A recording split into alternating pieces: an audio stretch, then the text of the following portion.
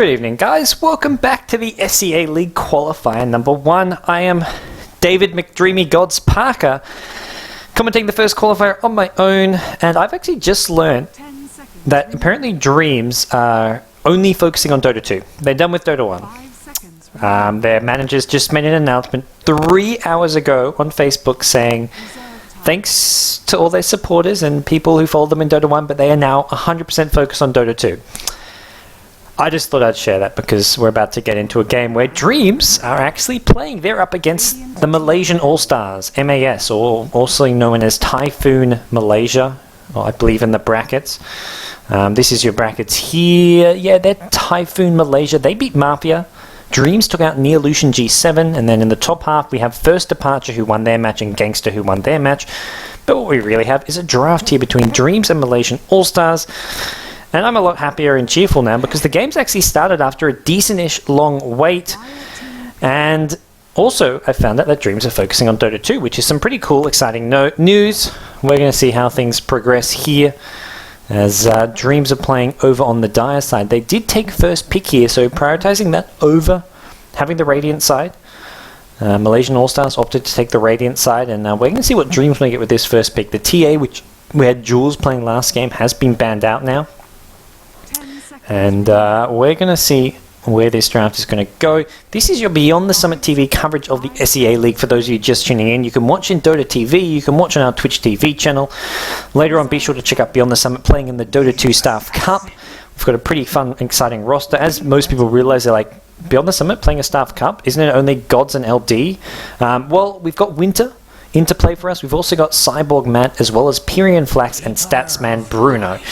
So be sure to check that out later. There's lots of streams for it. But for now, this stream here, Beyond the Summit, we are covering the SEA League. Dreamz have first picked the Nyx Assassin and Malaysian All-Stars. Well, they had this hero in their game just now against Mafia, and it was a long farm fest of a game, and they're going to go once again for the Phantom Lance. So they get the Keeper of the Light with it. So there's that deadly duo. And it's going to be interesting to see how this works out for them. Oh, someone's asking. And okay, sorry, this is replying to a question in chat that someone actually did have a legitimate concern. For those of you wondering, this stream obviously not quite perfect HD quality, but it's pretty decent. But yeah, this is an important game. If you win this, you get into the winner bracket finals. You win the winner bracket finals, and well, you've qualified. The top 2 teams from each qualifier advance. The way this SEA League, the format works, you've got your 2 qualifiers. 2 teams from each qualifier will advance to the main tournament. The main tournament has 12 invited teams, and then you get the 4 teams, 2 from each qualifier, 16 teams. And I believe how that will work is you'll have 4 groups of 4, and then that'll go into a playoff bracket. Your sort of standard group stage into playoff bracket sort of format. Dreamz not getting invited directly to the main tournament. We'll have to see whether or not they can escape this qualifier number 1. First Departure is in there as well. First Departure, kind of the team clearly expected to advance. They got 2nd place in the recent Gosu Cup, only losing to Zenith, which was an amazing performance. There was some decent Tier 2 Chinese teams, such as I think it was Cruel, and the new team with Lan M, who used to play for eHome, his new team, Rattlesnake. So there were some strong teams there, not to mention the non-Chinese teams that were in there, teams like Neolution International, among others. So it was a tough tournament, and they get 2nd place is really nothing. Orange Esports are in it. What am I talking about? That's another team who was in it. So Dreamz here. We're going to see whether or not they can escape this group. I'd say it's unlikely. They sort of just made the switch to Dota 2, so it's unlikely that we'll see them sort of taking down teams like First Departure right off the bat. But they should be looking to get that 2nd position. The team also qualifying it from this qualifier. That's what they really got to aim for. It's not going to be easy. You've got some other strong teams there like neolution G7, who they took down. Then you've got teams like who we're looking at in front of us, the Malaysian All-Stars, who've actually finished sort of 3rd and 4th place in quite a few sort of Malaysian LAN tournaments. So they're not a team to be messed with. They have experience against your top Malaysian teams like Orange, MUFC, Invasion Red. So they're an experienced team. They haven't had the results, but they practice versus these top teams. So they're not going to be worried. They're not going to be intimidated by Dreamz, despite the sort of the star-studded roster, the team who's dominated the Philippines Dota 1 scene. The Philippines teams who got all top 4 positions at SMM, so they're not going to be worried about that. They are going to sort of ban and draft accordingly. You can see them banning out the TA of julz, which we saw last game. And from here, we'll see what they want to go with these last couple of bans. Sven gets banned out.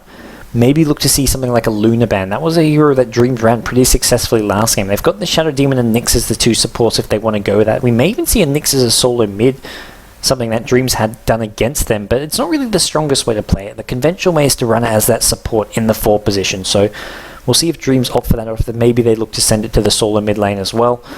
I do feel it does fit a lot better into that sort of 4 position as a secondary support, because in the solo mid it just doesn't have enough oomph in the mid game. Once you get sentries and gem up, well, suddenly you can't just go vendettaing around to set up kills. You become much more of sort of that wait and react hero. You've got the Carapace for the team fights, you've also got the big AoE stun with the Impale, but you're not going to be the one initiating. That's where you want your solo mid to have something with a bit more of an impact sort of hero. Your Beastmaster, your Night Stalker, something that can set up a lot more kills and have a much more impact around the map. Heroes like Templar, Assassin, Batrider, both of them are banned out at the moment, but that's kind of the idea of what you want to go for with those solo mid heroes. We're going to see a Queen of Pain being banned out from Dreamz, one of the heroes they're well known for, not being picked up here. And we're looking at heroes like Dragon Knight, sort of one of your trademark Filipino solo mid heroes, maybe going to be where Dreamz head with these last couple of picks. They're probably waiting to see what the Malaysian All-Stars want to get, though, what MAS want to go with here, because for all they know, Tide could be playing as a solo or a support, so MAS could be looking to get up solos here, or maybe another support, use Tide as a solo mid, or an offlane solo. Ban on the DK, though. That's a smart ban, I've got to say. I've got to feel like they know Dreamz like to run that as a solo mid, and they're going to ban it out for now. And alright, let's see how we do.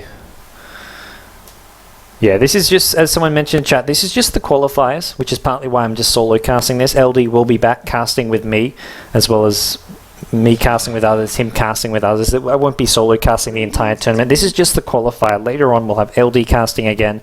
Probably get Winter to co-cast some games, and there'll be a few more casters coming in as we get further into the tournament. But for qualifier number 1, it's just me. But on the summit, I'm making sure there is a stream, there is some coverage of the event, just for people who want to check it out, and basically to support these upcoming teams. A lot of people who would not have heard of Malaysian All-Stars who are tuning in, who've just woken up in Europe or wherever and saying, oh, this is a new team, they're pretty cool. Maybe find some reason to support them or to watch, or just find some fun, entertaining Dota. We've seen 2 really highly entertaining games, a lot of kills in both games so far. Dreamz and the 2 Pinoy teams sort of known for their aggressive play, and Pinoy Dota is known for having lots of kills, lots of action, lots going on. And we're going to see how Dreamz look to do this. They've picked up a Slaughter. This is, potential tri-lane hero with the Shadow Demon Nyx, or even a potential solo mid. It is something the Pinoy teams do on occasion, but they pick up the SF. So there's their mid hero, and that's sort of Julz's trademark hero. He's one of his best heroes that he plays, and I've got a feeling that this is going to be him on the Shadow Fiend. We'll see Oe once again playing the sort of the tri-lane farming role with the Slaughter. And that puts L into the mag. He played it last game. We'll see him on it once again. He got that decent farm up last game. He sort of missed a few opportunities, I felt, but he did get the farm, and when push came to shove, he got the big ultis that matters. He is going to be up against, well, a Phantom Lancer lane, and that's not something that's going to be all that fun for him, especially if it's a tri-lane. If it's just the 2 heroes, he can maybe sort of do alright there, get some XP, get a bit of farm here and there. Who want to get up the fast bottle, probably just to help keep him alive, sustain himself in lane. Even just stuff like a magic wand will help a lot against the spam coming out from a Keeper plus Phantom Lancer lane. But it's not going to be as easy as a time as he had last game with the 1v1 against a Rubik. That matchup definitely was something which he was quite happy with dealing. And the last pick from the Malaysian All-Stars, this is where they have to decide. Are they playing Tide as a support? Do they get a solo mid here? Winner is your offlane hero. They don't really have a mid hero, something to take on the Shadow Fiend. The obvious choices in the Queen of Pain banned out. The Templar Assassin banned out. There aren't really your obvious solo mid heroes to send against a Shadow Fiend.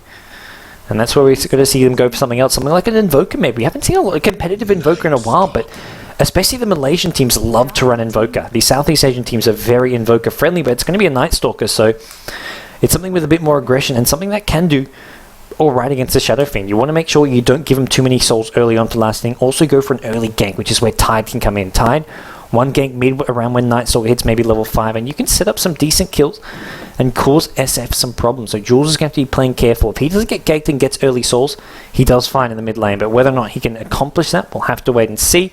We're going to hop into the game now as my mouse goes spiraling out of control.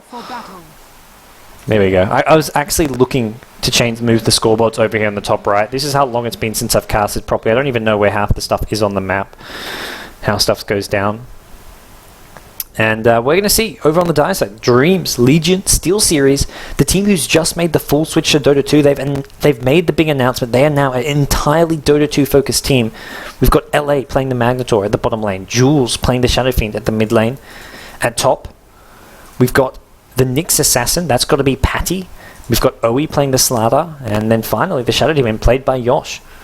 Over on the Radiant team, the Malaysian team, Typhoon Malaysia, or here they are tagged up as MAS, the Malaysian All-Stars.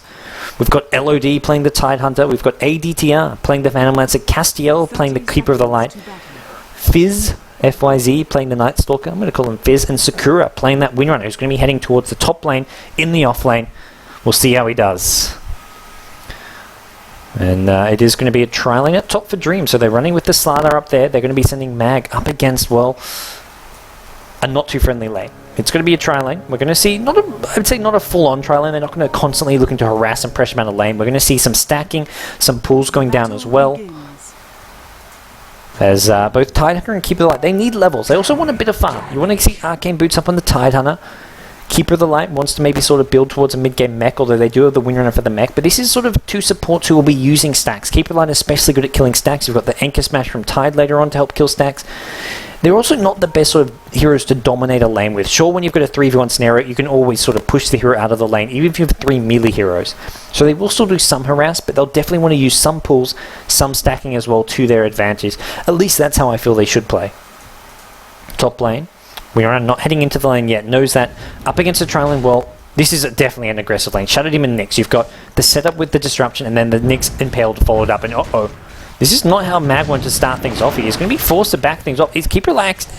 There's a blast. He's going to actually use this here. I don't know if it's going to reach. It does reach. Going to force on a Salve here. Not enough damage coming from that, but use up a bit of mana. But this is where you get the early clarities to use for those level 1 Illuminators, because you haven't got the Chakra Magic yet. And this bottom trial, they're gonna. Well, Mag has already decided he's going to the jungle. It looks like he may look to go to this small camp and then pull it up here. Get the pull happening. Get some whatever little farm and XP he can get from there.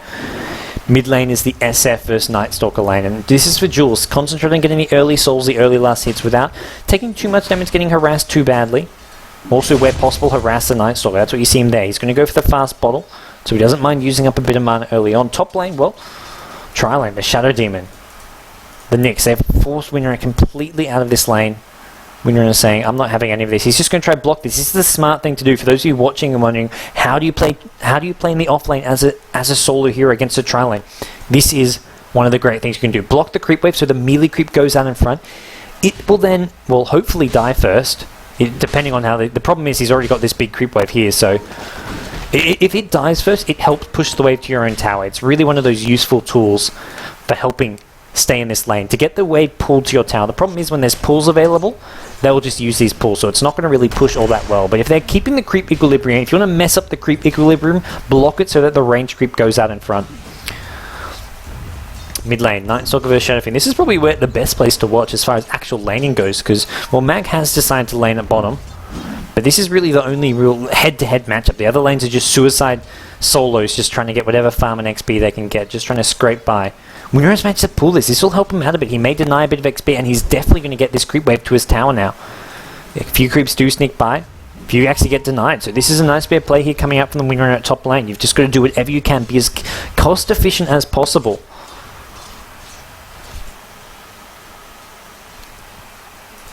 Mid lane, Night Stalker. He's got an early bottle up, as does julz. Julz, realizing he's not going to get this first round, I think he's going to send this bottle back to refill it, using the courier. Maggie takes the regen. Forces Night Stalker back towards mid lane, and julz, seeing he's not going to get a rune, sends the bottle back to base.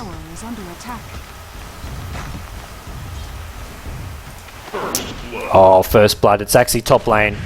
I've completely zoned out and missed it. I pulled a Toby, missed first blood. And it's what happens when you get caught slightly out of position here. The Shadow Demon you've got, if Shadow Demon gets in range for a disruption, it's pretty much guaranteed kill. You've got julz stun. So if you pop the wind run as soon as you come out of disruption, well, you get chain stun for it. If you don't pop the wind run, well, you just get burst down in the chain stun. There's enough damage there. Mid lane. Seeing julz have a decent time for the tonight. He's 17 creeps. He's up there with the PL. His Slardar as well doing well. Keeper of the Light using some stacks here in the jungle. And it's bottom lane. Mag has actually managed to get some farm and XP. Just having the level 2. It's better than nothing. Winra slightly better, I want to say. Yeah, level 3. But Winra has got the death to her name as a result of that slightly aggressive laning. I mean, he paid the price. He wanted to get some farm and XP. And he goes down because of it. Oh, Julz. He wants that sea trip. Get the sea trip, man. Get the sea. Oh, he misses uphill. His last attack animation got cancelled by the void. And then his next one missed. It was some terrible luck for him. And we're going to see a gank coming in. Disruption to lead things off here. And there's no more backup for him. This is a 4-man gank. Mag has come in as well. Shadow Fiend gets the kill. Julz. This is the kind of start he'd love to see himself getting. He's not getting runes, so he's just going to bottle crow. This is your trademark Pinoy Dota.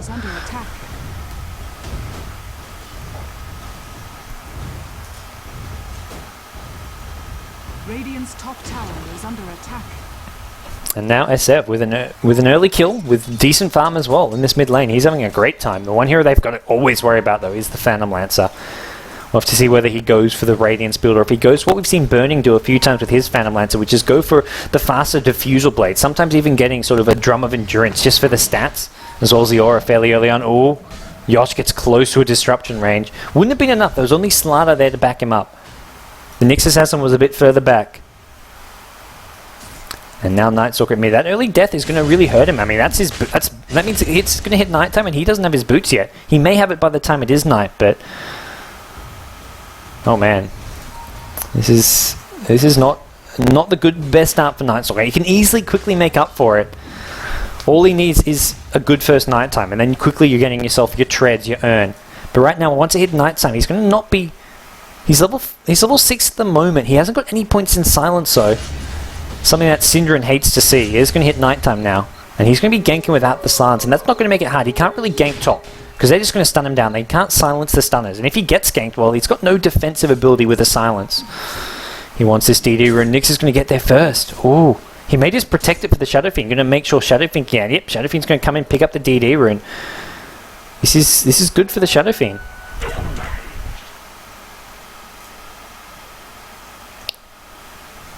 I see Calicot. Godz is rusty. That is an understatement. I have not casted and streamed in so long.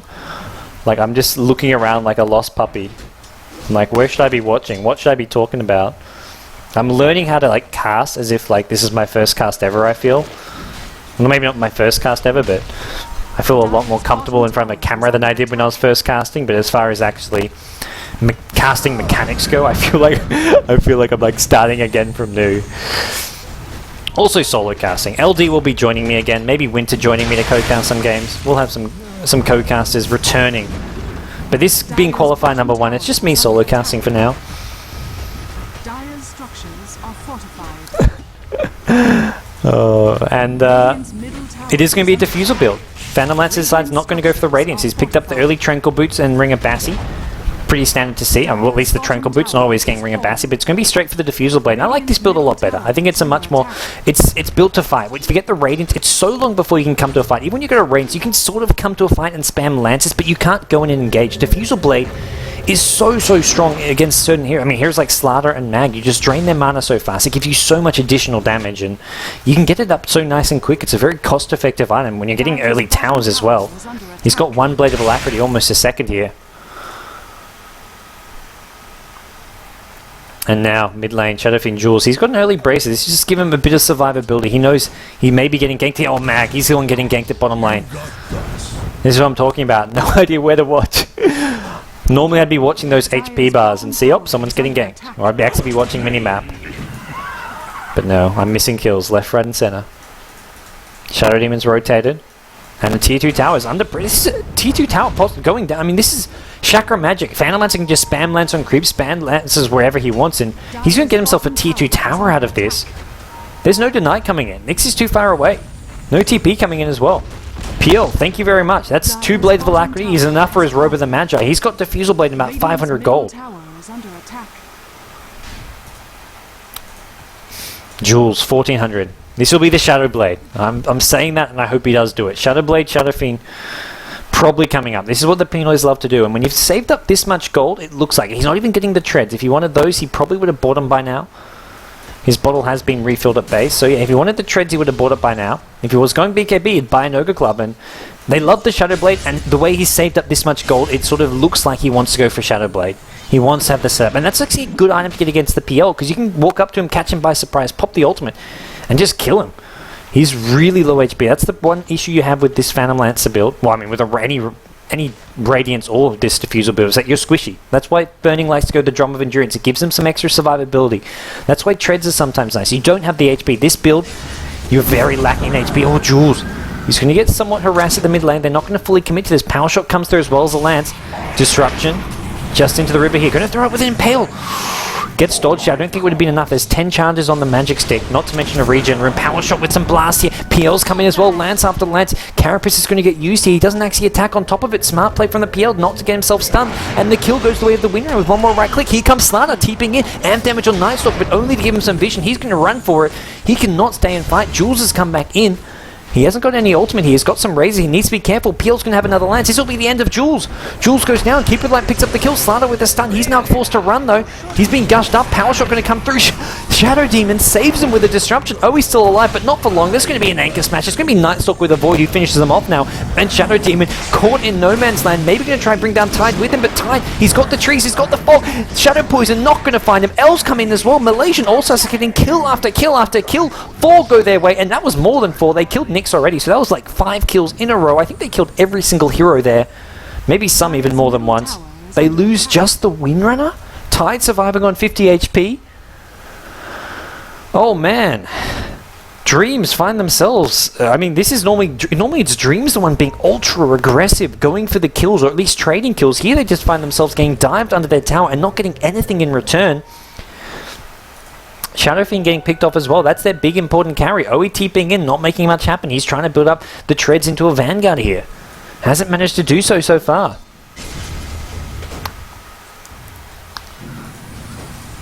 Julz, he has got the Shadow Amulet. The problem is, he's revealed that he's got this, so the Malaysian All-Stars know what's coming their way. Julz does pick up the tower. That's going to help him out a lot. He wants to get that Shadow Blade up as fast as possible. Needs to get it online. Oh, Shackle hits 2 with a Power Shot. This is the death of one of the 2. Oh, is it? Matt comes in from the side. He's got an RP. He hits both. Julz is there with raises. Oh, he cancelled one raise. I think he missed one raise. He's going to throw a long range here. They do actually get the kill on the Nightstalk. I'm not sure if he hit all those raises there. But they do get 2 kills there. I thought that Shackle Shot would set up some kills, but in came Nyx with the clutch AoE stun. Shadow Demon and SF got stunned together, but the Nyx was there with an Impale. Mag was there with an RP. Huge turnaround there. I thought Malaysian All-Stars had found the opening they needed, but the chain stun with the Impale followed up by an RP was enough. Radiant's top tower is under attack. And that's going to be Julz. He's got to have the Shadow Blade now, I feel. Okay, 1,200 gold. 150 more. He is very, very close. And you've got OE at top. He's got 1,500 gold. This is either going to be a Blink Rush or just going to pick up his Vanguard soon. He's got the Ring of Health there, looking to build a Vanguard, but he may want to get the Blink and then get the Vanguard later. Get the Blink up so they can start ganking this PL a bit more. He's going to be problematic if he gets too farmed. So he may say, get a Blink stun in. If you catch PL by surprise, you can get the amp off after to follow it up and get those kills. You can be the initiator to set things up. Radiant's bottom tower is under attack. Dreamz, they're going to go for a bit of a smoke around here. Julz, there we go. There's your Shadow Blade. Dire's middle tower is under attack. Uh-oh. And there's your pick off. There's your Nightstalker. He's actually... I think the disruption confused Dreamz more than it did the Nightstalker. He comes out and they're like, wait, who are we targeting again? Too many illusions. Didn't really work out at all. Dreamz, I feel they still have a decent amount of farm. I mean, especially... Yeah, look at this. They're up by 1k gold. Bit of XP as well. So despite that one terrible team fight around the mid lane, their laning went where they have 2 big farmers. They have both Shadow Fiend and Slaughter farming, while PL is the only farmer on the Radiant side. The Nightstalker at mid did not have a good time. The one early gank on him really slowed him down. So I feel Dreamz overall are still in a better position despite that one really poor fight for them at the mid lane. They need to find some more openings now. They also want to get this Blink Dagger up on the mag. They're thinking about PL at bottom lane, but not able to do so yet. What's Slaughter doing? Has he gone Blink? No, he's gone Vanguard. He's gone for the tankier option. He's not going to be looking to initiate, set up some kills here.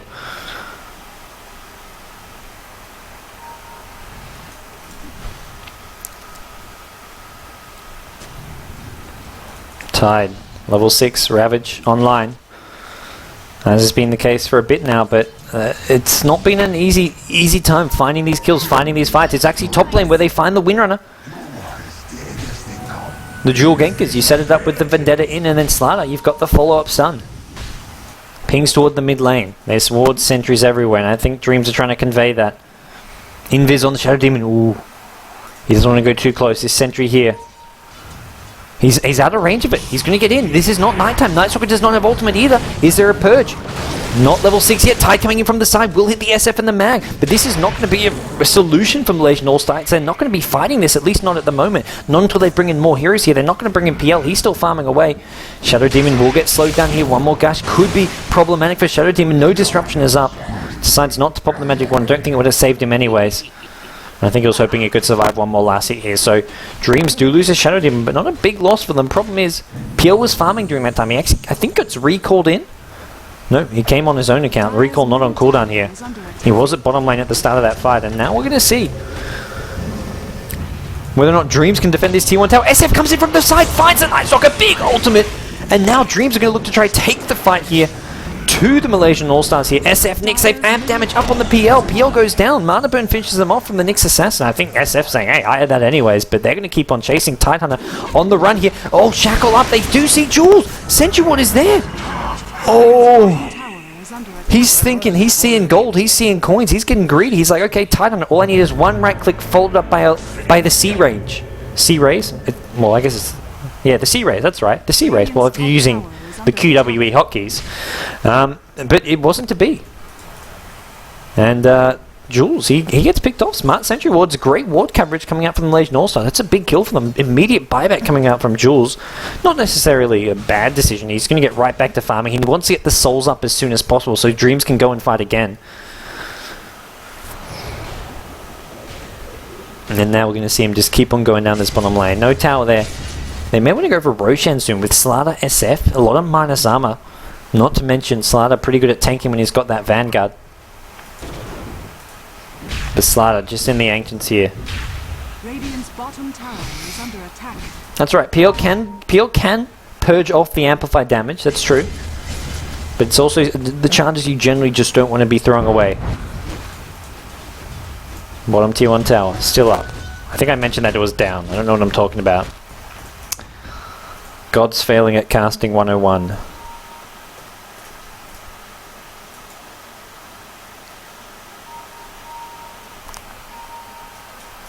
And now, Dreamz are sort of hovering around this mid tower. They're not really wanting to move out just yet. They've got to wait their time, wait for those openings to show, which isn't really going to be all that easy for them. They know if they go on this PL, he's likely to have backup surrounding him. That's sort of what the Malaysian All-Stars want to be doing here. Constant backup, constant Sentry Ward coverage, and that's really the key thing for them, where if they don't get caught surprised by Shadow Fiend Lotharsing in, same goes for the Nyx with the Vendetta, then they're in a good position. And if they keep proactive with the Sentry Wards around the map, probably even looking at a gem fairly... Oh, what am I talking about? They've got a gem now. Nightstalker's picked up a gem. This is really going to cause Dreamz a lot of problems. This is going to force Dreamz to play very, very conservative. Dreamz can't really fight into this gem. They have got to look for pickoffs away from the Nightstalker. It is still daytime, but Nightstalker has an ultimate up, so with this gem now up, I think Dreamz are forced to play a lot safer. Wait for the Blink Dagger on Mag, wait for even a BK, I mean, maybe not full BKB on SF, but at least get up an Ogre Club, start getting some more survivability up. They don't really want to go all out and try take team fights here, especially when, I mean, not just is there a gem, there's a Tide Ravage. Nightstalker actually pops the ultimate there, looking for an opening at bottom lane, not going to find it. As far as the overall game set, still very even between the two teams. We're looking to go late game. XP is in quite solidly in the favor of Dreamz, but the actual gold is very even, slightly in the favor of Dreamz. But they spent a lot of time recently looking for kills, not having too much luck finding them. There's your Blink Dagger on Oe. This is something that will help them out a lot. And it's still daytime. Once it hits that nighttime, that's where MAS may look to get more aggressive. Problem is, well, 2 Blink Daggers have just about to get picked up. Not just Slider, but Mag as well, sitting on 2k gold, and this is where the team fight for Dreamz is going to get good. They're a team known for some incredible teamwork. it's something. It's really their strong suit in some ways. I think as far as Dreamz is concerned, if you're looking at them as a team who doesn't know them, great laning and sort of strong laning and individual skill, but biggest thing they're good at is teamwork and team fights. They just have some amazing coordination and ability to time their spells in team fights. Where they sometimes lack is getting too aggressive, is making sort of bad judgment calls as far as individual ganks and plays. And sometimes they're strategically with drafts and picks. They sometimes don't do it as conventionally and as strong as you can do, but their team fight is where they make up for it. And these Blink Daggers gives them a really strong team fight to use.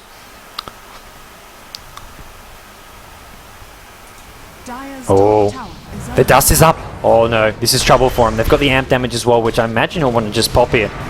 Not sure if he's got it off. Easy kill. PL goes down. Shadow Demon gets a kill in. 4 heroes for that. It's not just the Radiant team who can make use of gem, dust, and sentries. It's going to be the Dire team who may want to consider a gem of their own soon on the Shadow Demon. He's actually just going for some braces now, or even Nyx Assassin. But for now, I mean, dust and sentries is probably sufficient just for the PL. For Dreamz, though, it's the initiation coming from an SF Lotharsing in. Oh, sorry, Shadow Blading in, or a Nyx Assassin Vendating in. And there's so many places they can look for those openings that you need Sentry Wards in so many places that gem at some point becomes a more cost-effective option. Whereas for Dreamz, the only time they need sentries or dust is ganking the PL, and they'll know where he is. So they can always use a dust pretty easily. It's a much more cheaper option for them for the time being, whereas the Malaysian All-Stars, a gem is actually a pretty cheap option when you look at how many sentries or dust they'd have to be buying to deal with both Nyx as well as the SF with the Lothars.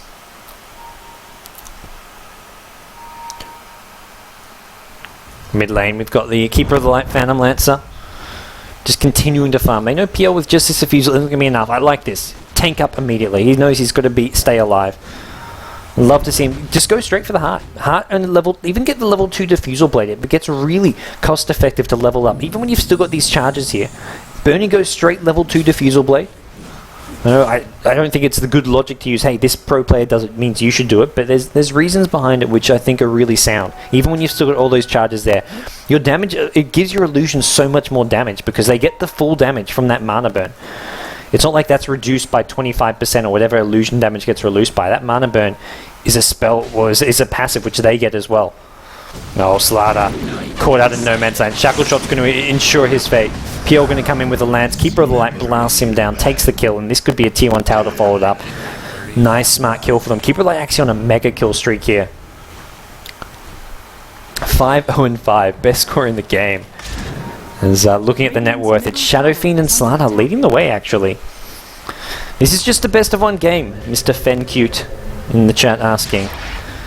This is your winner bracket semi-finals, and best of 1 only. Dire's top tower is under attack. Night Stalker playing very aggressive here. He knows he doesn't want to go too far diving in. Magus there with a Blink Dagger. He's going to go looking. Needs to skewer forward maybe. Not going to go for it though. Could have maybe tried to catch 2 here, but the Tide was off to the side. That's really the big issue. And even if you catch Tide in that reverse polarity, he's got the Kraken Shell. He can get out of it if he takes enough damage, if he gets lucky with the timing, and then suddenly you're walking into a Ravage. So even when you've got these blinks up, Dreamz still want to play safe. When they've got the BKBs, that's when they can get a lot more aggressive. BKB definitely will come on Shadow Fiend, probably for Slaughter as well.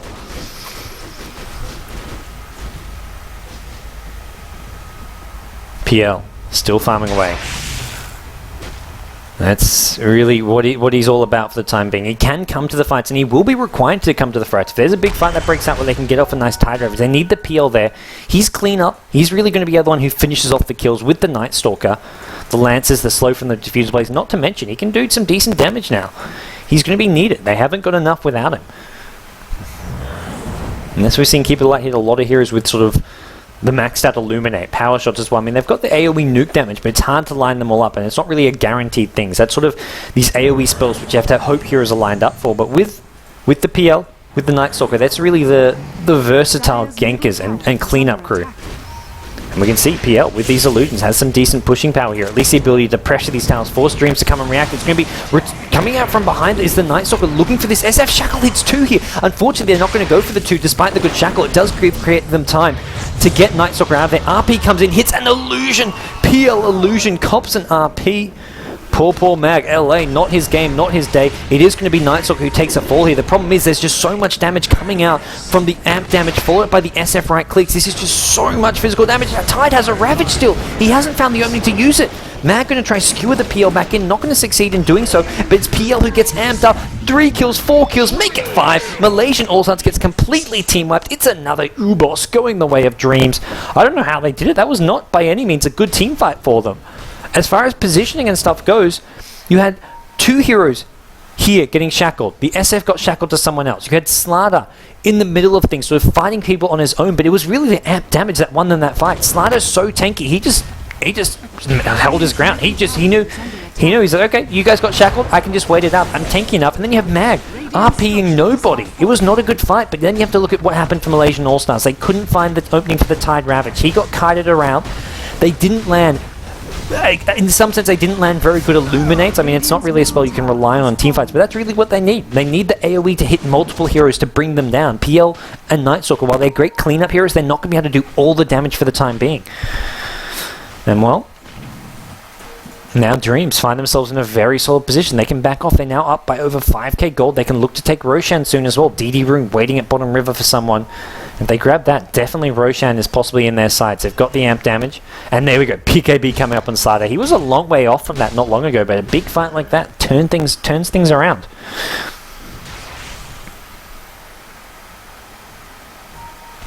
Room will get taken by the Nightstalker. He's got his Vanguard up, and the problem is, no more gem. How are they even packing sentries? 1 dust on the Tide Hunter. That's all they've got at the moment. That's not really going to be sufficient when you've got these 2 heroes with spammable you've got 1 hero with a spammable invis in the Shadowblade and the Nyx Assassin who can come in, but you're not going to be using dust. Sort of expect when Nyx is initiating in. That's where you need sentries or gem. And so we're going to see this Keeper of the Light or Tide Hunter picking up some more. And you've got Shadow Fiend, you can weave in and out in fights with this Shadowblade. He's now finished off a BKB and he's going to walk into the Roshan pit. He's got the gem. Shadowblade. Cute trick. He was actually trying to break the Lincoln shell using Shadowblade. I think in Dota 1 you can break Lincolns with Shadowblade hit, which is why he used the Shadowblade there. Dota 2 it doesn't, or at least at some point in Dota 1 it did. Shadow didn't actually use his ultimate to get rid of the Lincolns on Roche, so they can amp it. They knew they had to bring it down fast, and bring it down fast they will. Aegis on the ground. Julz deciding whether or not he wants it. Yeah, he's going to take it. BKB is up on both Julz as well as Slada now. Are we going to TP home and pick that up?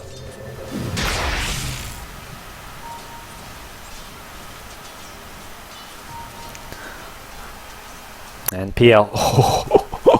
He's getting chased. He's getting chased. SF, he knows it. He knows where to chase as well. Nyx has found him. SF has the gem. That's how he can chase him. Oh, this is not good for you. This is not good for your health, PL. Side effects include certain death. As LA Mag at top, he's getting close to a refresher, and well, Julz, 2k gold. Probably going to start building towards a Manta style. Could just go for some more DPS here, but wow.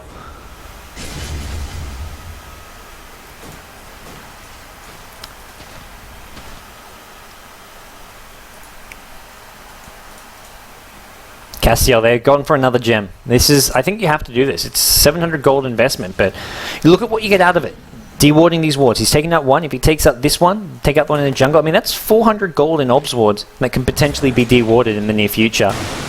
You're getting vision of these dire heroes, and buy it now, get it on cooldown. Maybe you lose it in the next 5 or so minutes, but it can help you win some fights, and then you can buy another one. You want to get that cooldown start ticking. It's definitely a worthy investment. It's more cost effective than buying 3-4 sets of sentry wards.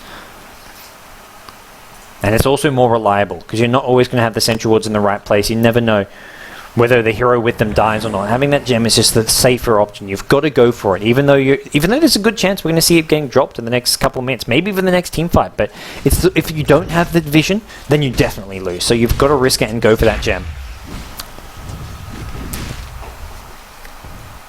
Top lane, that's where Julz is still farming away. He's picked up something. What is he going for? Ultimate Orb, it looks like. Is that you, Julz? I don't know. You guys tell me. I can't read that text. The bottom half of my monitor is cut off. I can't see who the Ultimate Orb is owned by. You guys can see, though. I imagine it's his. The Manta style probably going to be the item of choice for him. Sakura. Radiant's top tower is under attack.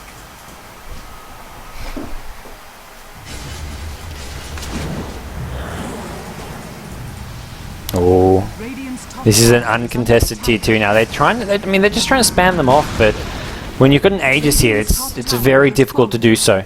Night Stalker still farming at the bottom lane. 3k gold, he wants to get, I imagine, towards a BKB here. But he's still 1k off that. Unless he's got an Ogre Club or something sitting at base, then he's got enough for it in 50 gold, but doesn't look like he does at the moment.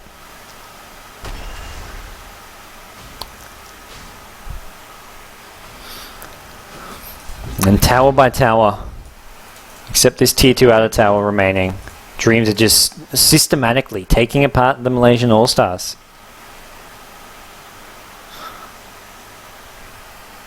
And it looks like they're just going to sort of venture back and farm a bit more. They're getting some, I mean, decent item progression regardless. They're not in any rush to end this. They know the Shadow Fiend in a late game scenario. Slaughter as well. Mag with a refresher orb. This is a strong late game that they're going to be bringing to the table. It's just the PL they have to worry about in some ways, and he's not looking all too fly right now. He must have something, I feel. He's sitting on 300 gold. What has he bought? Reaver maybe? Yeah, he's got the Reaver. There's no point saving for stuff like buyback here. You've just got to go all item buy items as a PL. If you're saving for buyback to win a fight, maybe you win one fight, but then the next fight you're definitely not winning because you've just spent all your earned gold on buying back rather than getting that next big item. You need the big item for a long-term solution. Buyback's a short-term solution, but you need the long-term one, which is going to be get the heart as soon as possible and start building towards that next item. The Manta Style, the Butterfly, level 2 Diffusal Blade. And they're going to go for the tier 2. It's going to go down uncontested. They've got the ward here. I don't see them looking to make a play on this. Tide has no Blink Dagger to initiate with. Gem is there. They're going to look to deward this. Keeper Light, he scouts it out with the Illuminate, so he can see that. Gets the vision onto the high ground, and now Dreamz. They take the tier 2 tower, though. They haven't made use of the Aegis yet. They've only got it for another minute or two. And they're going to TP back, continue to farm. Mech up on the next Assassin. Wow. Some great late game item progression here. Night Stalker still no BKB, getting closer and closer, though. This Vanguard, I feel, has really cost him. It's a strong item, but it's not the one. It's not really the item you want to have when you need that BKB up so badly so early. I'm going to keep on talking, pretending I didn't miss an important kill at bottom lane, because watching Night Stalker and seeing whether he has a BKB or not is much more important. In my defense, the bottom half of the minimap has been cut off, so my monitor resolution is completely messed up.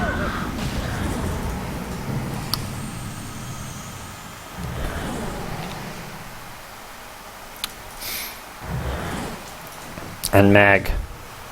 Refresher Orb is in the near future. I gotta keep watching the bottom lane because I can't actually see the bottom lane on the minimap, so for all I know there's like a team fight going out there, but it's not showing on minimap.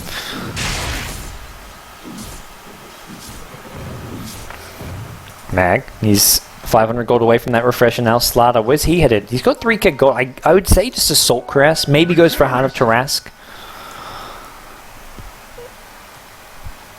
I feel Assault Cuirass though is just the stronger late game solution with the auras. Shadow Fiend, thinking about it. Where's Keeper? That's the one with the gem. Nearby-ish. Problem is, well, Tide is in no man's land. This is going to be a Ravage. Hasn't got buyback. He may as well Ravage his BKB immediately. Correct reaction from Julz. Sees the Ravage coming out, pops the BKB, ensures the kill there. If he gets hit by Ravage, that fight could almost be, well, I say almost be turned around. Mag was waiting on the high ground. He had to blink up here ready for it, so would have taken a lot to turn that one around. And the problem is, Tiny's Ravage is on cooldown now, but I don't think it's the worst Ravage. Even so, it stalls Dreamz a bit. Sure, he could have died without using it and have it to defend in 10 seconds, but it's going to help him out bits and pieces. And no more Aegis on Julz. He's going to be very careful. He's got the Manta Style, so he does have some defensive capabilities with that, but no Aegis here. So Dreamz, we'll have to see whether or not they look to go high ground here, whether they look to stay around and go for the tier 3 push here, but it's going to get harder very soon, especially if Night Stalker can get up at BKB. It got a bit easier with the Tide Ravage being popped though. But right now, this game entering a slight stalemate to some extent. And this is what happens when you're playing very defensive, when you've got the AoE Keeper of the Light spam, you've got the Phantom Lancer spamming Lances just to defend, buy time to get those big late game items up. And Dreamz, they recognize what they're dealing with and say, well, the best way to deal with this is to farm ourselves. And I've got to agree, this is not a bad decision for them. Sure, you're up against late game PL, but you've got some late game power of your own, and you're farming a lot faster. And I think this will be reflected in the gold graph. It's still dipping. It's not flatlining, it's not tipping up. It shows that, well, despite they're having, I mean, they've gotten 1 kill in the last couple of minutes, but despite there not being many kills go their way, they're getting more farm on all around their supports. Their supports are farming their own jungle as well as the enemy jungle. You've got Shadow Fiend and Slardar farming multiple locations. You've got the Ancients being farmed out. Well, your opponents are stuck in their base. It's only really PL getting some farm, and well, we're going to see some big items up soon with an Assault Cuirass on Slardar, SF with another big item maybe, and Roshan going to be falling in the next couple minutes. That's really when Dreamz will look to finish this game off, I feel. They had the refresher orb, but even with the refresher orb, they're still not going to rush things. They're still not going to get foolish here, because just having 2 ultis, 2 RPs is not going to win you a fight in the game.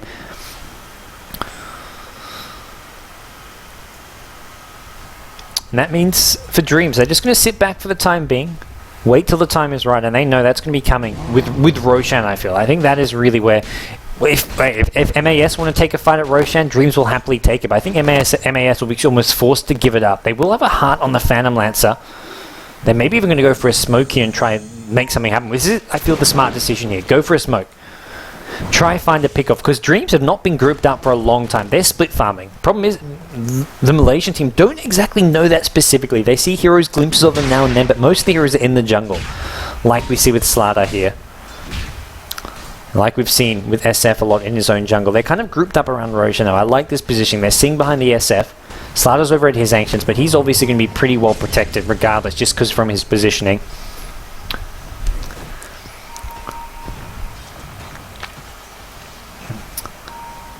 Now Roshan, they know it's coming up any second. They're waiting for it. Another 30 seconds or so though. MAS, farm those Ancients, man. You're sitting there, may as well farm them. You got to be efficient with your time at this point. Otherwise you're just falling further and behind. This gold graph will just keep dipping and dipping, and that's what it's doing. It's still going down, and this is bad news, and this is why Dreamz aren't in any rush to end the game, because this is, I mean, in theory, if you look at gold as a way of how well you're doing, if it's still going in your favor, that means you're getting further and further ahead. As long as you're getting further and further ahead, no need to take any unnecessary risk, and pushing into, Illuminate, Power Shot spam, a Tide Ravage, a Phantom Lance with Heart, that's taking a risk. I mean, once you get farmed enough, it's not really a big risk, but at some points, you've got to wait it out, and that's what we're seeing. Julz with a crit here. Aegis will be the security that they want and need. And I think they'll quite happily take Roshan even in a risky position here, because fighting in the open, when they're not pushing up the high ground into that sort of bottleneck where they can get power shotted down, illuminated down, is a much safer scenario. It's very hard for the Malaysian team to find a good team fight around the Roshan pit with these AoE spells of theirs. It's not going to be easy for them to get the damage done with the AoE nukes. It's going to come entirely down to Night Stalker and PL, and they're not going to be able to do enough on their own in a team fight scenario. For people just tuning in, I do see a few people asking what the hell is wrong with this quality. I'll do my little spiel here. SF dancing. This is SEA League. This is a new Southeast Asian Dota 2 tournament featuring the best teams in Southeast Asia. This is just the qualifier for it, so we'll see the big boys play later. Orange Esports, Myth Trust, Zenith. These guys come in later. It is in Dota TV, so if you want to watch in Dota TV, do feel free to do so. It also ensures you don't get this crappy toaster quality that some people are reporting about. Jokes aside, you can watch in Dota TV. It does support the tournament. It is in.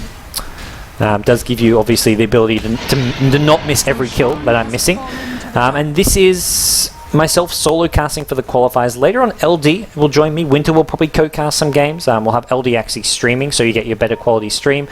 And unfortunately, I'm streaming from Australia, which means we don't have the best of internet. My upload is like slightly less than 1 megabyte of upload, so it means I can't do proper HD streams. But for now, just to make sure that there are people. Apparently, there's 6,000 people who want to watch this qualifier just for that. Oh, Slardar. Unlucky. He got stomped by a centaur with the PL illusion, so he couldn't go stun the PL who was TPing. But yeah, just to make sure we are covering these qualifiers, because there's obviously a lot of people who want to watch them. We are streaming them as well. At the moment, I'm just solo casting them, but in the future, LD will be back, Winter will be back, other co-casters will be back, and there'll be plenty of coverage. And if you want to catch all the replays in game, or if you missed stuff, they are all uploaded on YouTube, which is youtube.com/beyondthesummit.tv. And of course, you can always catch the replays in Dota TV.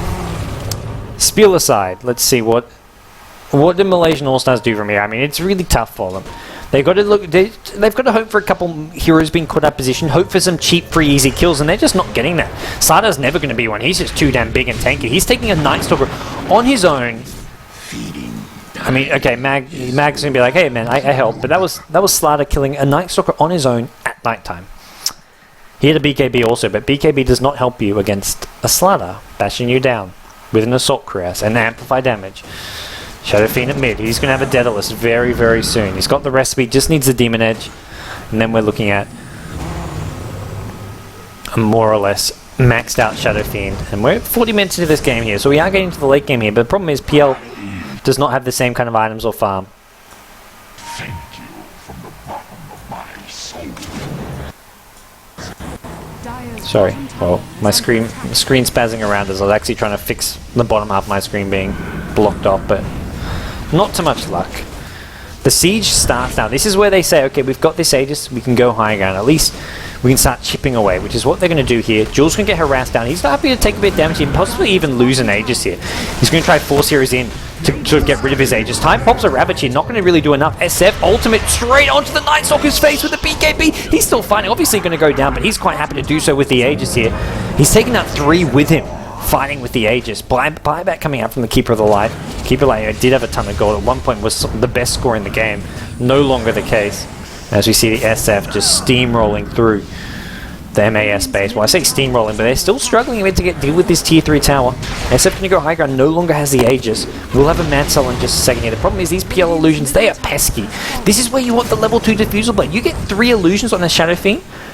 With your, I mean, as we've seen, he gets a couple on him every time. Every lance there, you get the chance to get the... You get to get additional illusions with the Juxtapose. It's draining his mana, doing additional damage. That's where you'd love to have that level 2 Diffusal Blade like you see Burning do, but it's not going to be enough here.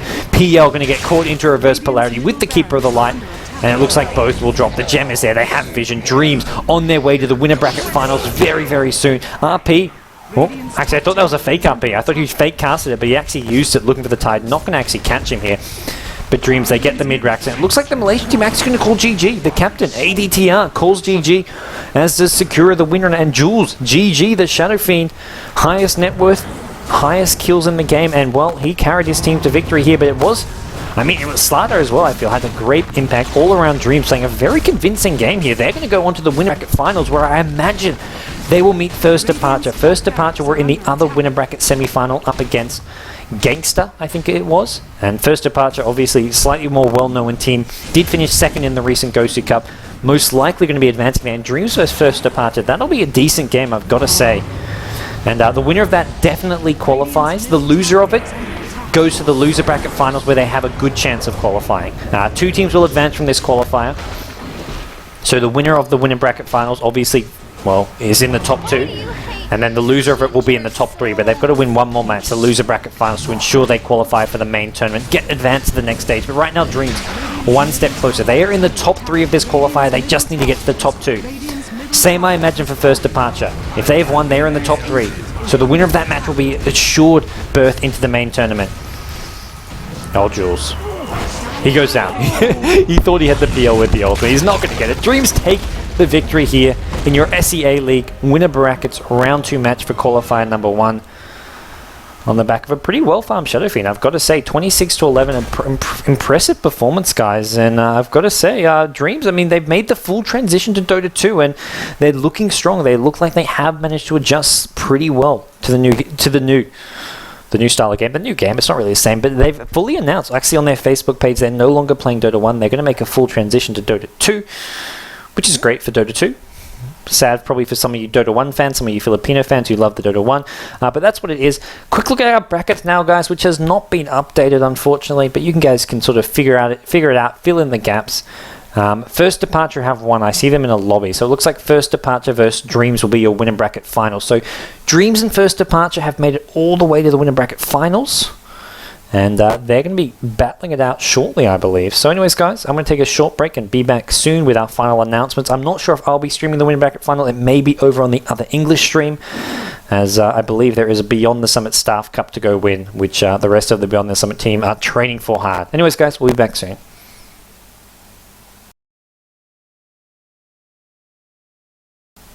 Oh, one last note, guys. For those of you wondering, I see some people asking, will the VODs be uploaded? Where will they be uploaded?